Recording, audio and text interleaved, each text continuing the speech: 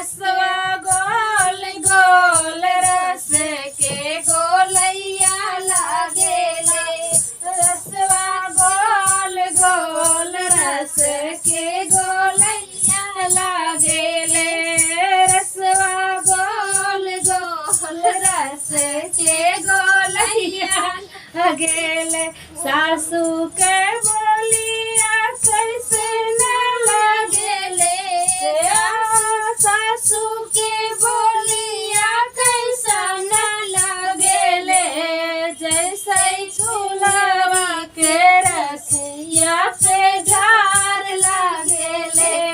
जैसे चूल्हा के रसिया के धार लागेले रसवा गोल गोल गोल के माल लागेले रसवा गोल गोल रस के मलैका लागेले जटनी के बोलिया कैसा लागेले जटनी की बोलिया कैसा लागेले जैसे बिजुल के तारवा करंट लागेले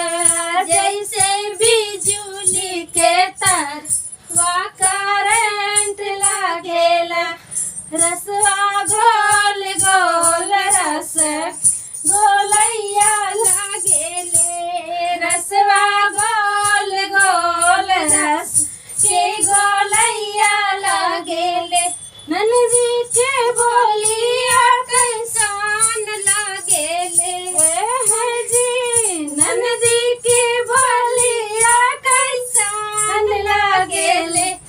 जैसे